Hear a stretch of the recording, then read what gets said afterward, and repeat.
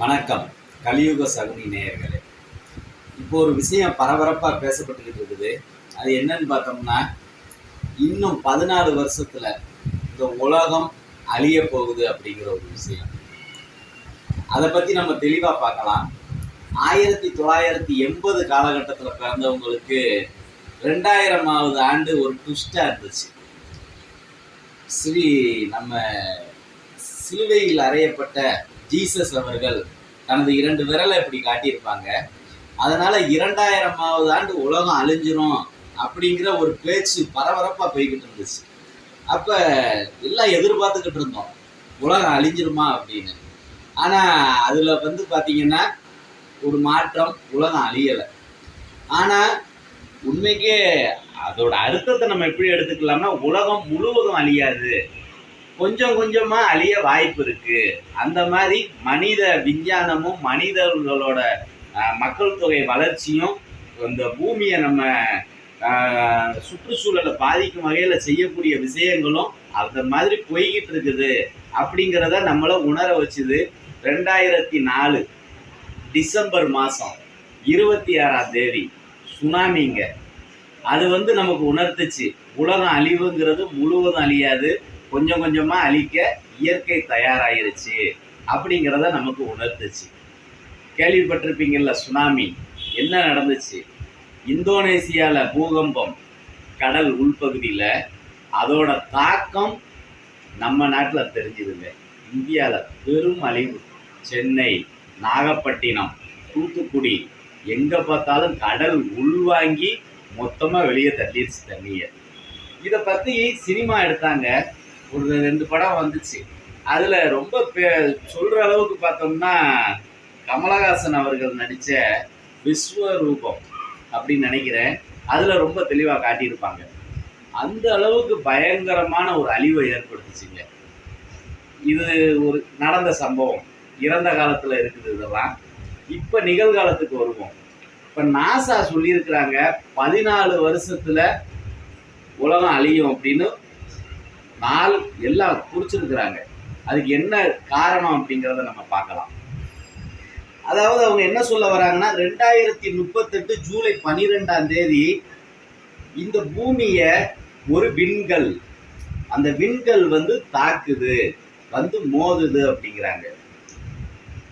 எப்படி பாருங்க, 14 வருஷம் கழிச்சு நடக்க போற விஷயத்த கண்டுபிடிக்கிற அளவுக்கு நம்ம விஞ்ஞானம் வளர்ந்துருக்குது. இதுதாங்க வளர்ச்சி, தேவைதான். அதாவது ரிஸ்க் ப்ரிடிக்ஷன், முன்னெச்சரிக்கையான ஒரு விஞ்ஞானம் நம்மளை கண்டுபிடிச்சு சொல்லுது, வாய்ப்பு இருக்குது அதுக்கு அப்படின்னு சொல்றாங்க. இடிக்கும்னு சொல்லலை, வாய்ப்பு இருக்குது. 0.0067% வாய்ப்பு இருக்குன்னு சொல்றாங்க. சரிங்க, விண்கல் அப்படின்னா என்ன? இன்னைக்கு நம்ம நின்று பேசிக்கிட்டு இருக்கோமே, பூமியில நம்ம உயிர் வாழ்ந்துகிட்டு இருக்கோமே, இதுவும் ஒரு பெரிய கல்லு தாங்க. அந்த கல்லு மேலதான் நம்ம வாழ்ந்துகிட்டு இருக்கிறோம். நம்ம கண்ணுக்கு தெரிகிற நிலவு ஒரு விண்கல்லு தான், சைஸ் பெருசா இருக்கு. கண்ணுக்கு தெரிகிற நட்சத்திரங்கள் விண்கற்கள் தான். அது எல்லாமே சூரியனின் ஒளிப்பட்டு பிரதிபலிக்குது. எல்லாமே பூமியில பட்டு பிரதிபலிக்குது, நிலவுல பட்டு ஒளி பிரதிபலிக்குது. இது எல்லாமே விண்கற்கள் தான். இது எல்லாமே இயற்கையா ஒரு நீள்வட்ட பாதையில சுத்தி வந்துகிட்டு இருக்குது. அதுக்குன்னு ஒரு பாதை, அதை விட்டு அது மாறுறது கிடையாது. இப்படி லட்சம் கோடி ஆண்டுகளை கடந்து இன்னைக்கு நம்ம இந்த நிலைமையில வாழ்ந்துகிட்டு இருக்கிறோம். எப்படி ஜுராசிக் அப்படிங்கிற அந்த டைனோசர்ஸ் எப்படி இந்த பூமியில வாழ்ந்து லட்சம் ஆண்டுகளுக்கு முன்பு அழிஞ்சதுன்னு கேள்விப்பட்டிருக்கோம் இல்லையா? அந்த படிமங்களை இன்னைக்கு தோண்டி எடுத்துக்கிட்டு இருக்கிறோம் இல்லையா? அதே மாதிரி நடக்க வாய்ப்பு இருக்கலாம் அப்படிங்கிற மாதிரி ஒரு சூழ்நிலை நமக்கு வருதுங்க. அப்படி இந்த விண்கள் முழுசா தாக்கி பூமியை சிதைச்சிரும் அப்படின்லாம் நம்ம சொல்ல வரல விஞ்ஞானிகள். நாசால இருந்து என்ன சொல்லி இருக்கிறாங்கன்னா, 14 வருஷம் கழிச்சு நடக்க வாய்ப்பு இருக்குது. அந்த கல்லோட அளவு பார்த்தீங்கன்னா 360 மீட்டருங்கிறாங்க. 100ல இருந்து 320 மீட்டர் அந்த கல்லோட அளவு இருக்குது சுற்று பகுதி. மொத்தத்துல பார்த்தோம்னா இது ஒரு 1 கிலோமீட்டர் இருக்கும்னு வச்சுக்கோங்களேன். ஒரு 4 ஃபுட்பால் கிரவுண்ட் அளவுக்கு அந்த கல் பெரிய சைஸா இருக்குது. அப்ப அந்த கல்லு இந்த பூமியில எந்த பக்கம் தாக்கும் அப்படிங்கிறத கூட சொல்றாங்க. முக்கியம் ஐரோப்பா கண்ட்ரியில, குறிப்பிட்ட ஒரு சில அமெரிக்கா அந்த மாதிரி நாடுகளை சொல்றாங்க. அங்க இருந்து அரபு கண்ட்ரி வரைக்கும் இது தாக்க வாய்ப்பு இருக்கு அப்படிங்கிறாங்க. அப்ப இந்த கல்லு வந்து இப்படி தாக்கி பாதிப்பு அங்கதானே, நம்ம இந்தியாவில தானங்க இருக்கோம், அப்ப நமக்கு பயம் இல்லையே அப்படின்னு நம்ம நினைக்க கூடாது. அதுக்குதான் உதாரணத்துக்கு நான் உங்களுக்கு சுனாமியை சொன்னேன்.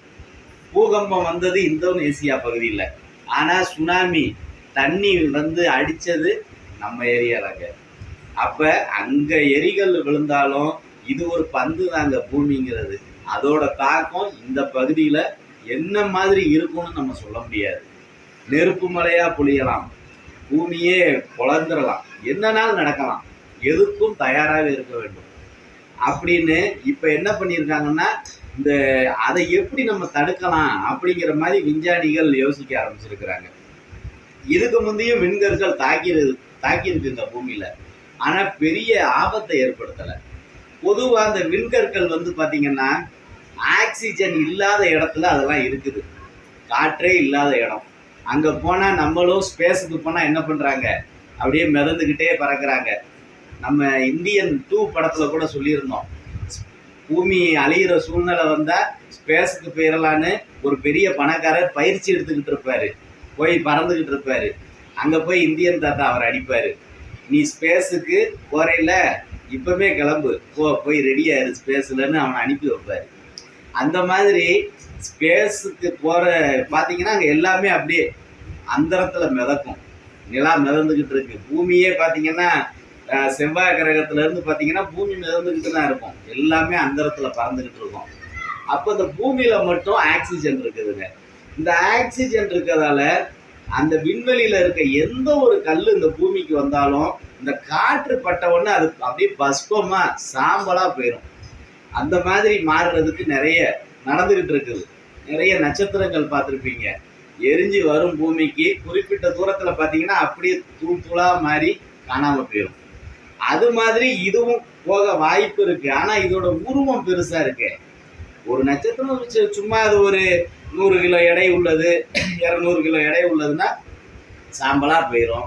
ஆனா இது 1 கிலோமீட்டர் அளவுக்கு பெரிய விட்டத்தோட பெரிய சைஸ்ல இருக்கு. அப்ப இது வந்து தாக்க வாய்ப்பு இருக்கு அப்படின்னு நாசா கண்டுபிடிச்சிருக்கிறாங்க.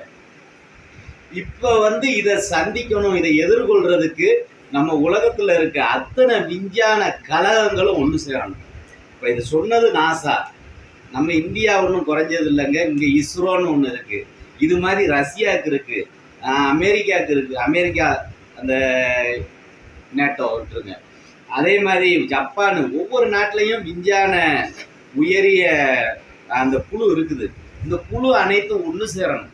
இன்னைக்கு ரஷ்யா உக்ரைன் சண்டை போட்டுக்கிட்டு இருக்கிறாங்க, ஆனா விஞ்ஞானிகள் ரீதியில இவங்க சண்டை போட்டுக்கிட்டு இருந்தாங்கன்னா அழிவு நிச்சயம். அப்ப இந்த உலகத்துல இருக்க அத்தனை விஞ்ஞான குழுக்களும் ஒன்று சேர்ந்து இதை எப்படி சமாளிக்கலாம், இதை எப்படி மக்களை காப்பாற்றலான்னு அவங்க யோசிக்கணும். இதுக்கு முந்தி இது மாதிரி ஒரு கல் வந்திருக்கு. அப்ப என்ன பண்ணியிருக்காங்க, ஒரு ஏவுகணையை அனுப்பி அந்த கல்லுல போய் மோத வச்சிருக்காங்க. மோத வச்ச உடனே இந்த விசை போய் தாக்கின உடனே அந்த கல் வந்து கொஞ்சம் மாறிடுச்சு, அதோட சுற்றுப்பகுதி கொஞ்சம் விலகி போயிடுச்சு. விலகுனதால நமக்கு அதுல இருந்து பாதிப்பு இல்லை. அதே மாதிரி இதையும் என்ன பண்ணலாம் அப்படின்னு பார்க்கணும். ஆனா பாதிப்பு கண்டிப்பா மோதிரும்லாம் அவங்க சொல்ல வரல. 0.0067% தான் இதுக்கு வாய்ப்பு இருக்குங்கிறாங்க. அப்படி சப்போஸ் அந்த 67 அந்த சிறு சதவீதத்துக்குள்ள வந்துருச்சு அப்படின்னா நம்ம என்ன பண்ணணும், அதை முடிக்கிறதுக்கான தடுக்கிறதுக்கான வேலையை கண்டிப்பா செய்யணும். ஆகையால இது மாதிரி விஷயங்களை நம்ம தெரிஞ்சுக்கிறணும் அப்படிங்கிறதுக்காக தான் இதை உங்ககிட்ட கொண்டு வந்து சேர்த்துருக்குறோம். இப்ப பாத்தீங்கன்னா இன்னொன்னு கண்டுபிடிச்சிருக்கிறாங்க. இன்னைக்கு நம்ம சொல்றோம் ஒரு நாள் அப்படிங்கிறது 24 மணி நேரம். ஆனா இப்போ ஒரு இதை கண்டுபிடிச்சிருக்காங்க, நிலா வந்து குறிப்பிட்ட வருடங்களுக்கு அப்புறம் ஒவ்வொரு இன்ச்சு பூமியை விட்டு விலகிக்கிட்டே போறாங்க. அப்ப நம்ம நிலா, இந்த பூமி தன்னைத்தானே சுத்துறது, நிலா பூமியை சுத்துறது, இதெல்லாம் வச்சுதான் நாள் கணக்கிடுறோம். ஆனா வருடங்களை கணக்கிடுறோம். ஆனா இது கொஞ்சம் கொஞ்சமா விலகி போறதால இன்னும் குறிப்பிட்ட ஒரு 1000-2000 வருஷங்கள் ஆகும்போது ஒரு நாளைக்கு 25 மணி நேர கணக்கு வர வாய்ப்பு இருக்குங்கிறாங்க. அப்ப இயற்கை வந்து கொஞ்சம் கொஞ்சமா தன்னை மாத்திக்கிட்டே வருது. அப்ப மனிதர்கள் நம்ம வாழ்க்கை பார்த்தீங்கன்னா ரொம்ப ஸ்பீடா நம்ம மாறிக்கிட்டு இருக்கிறோம். மாற்றங்கிறது தேவைதான். அதை சுற்றுச்சூழலை பாதிக்காத வகையில் நம்ம பார்த்துக்கிடணும். இந்த போரெல்லாம் நடந்துக்கிட்டு இருக்குன்னா அதெல்லாம் எவ்வளோ பெரிய அழிவுங்க. 14 வருஷம் கழிச்சு ஒரு பெண்கள்லே வந்து விழுக போகுது. இன்னைக்கு நம்ம ஒருத்தருக்கு ஒருத்தர் அடித்து அவங்கள கொன்று என்ன சந்தோஷத்தை கண்டோம். ஆகையால் விருப்பு வெறுப்பை தவிர்த்து விட்டு உலக நாடுகள் ஒன்றிணைந்து பூமியை தாக்க வர்ற இந்த விண்கல்ல எப்படி தடுக்கலாம், மக்களை எப்படி காப்பாற்றலாம் அப்படிங்கிற ஆக்கப்பூர்வமான ஒரு விதத்துல அனைவரும் ஒன்றிணையணும் அப்படிங்கிறத கேட்டுக்கிறோம். இந்த விஷயத்தை உங்ககிட்ட கொண்டு வந்து சேர்க்கணுங்கிறது தான் நம்மளோட நோக்கம். நன்றி, வணக்கம்.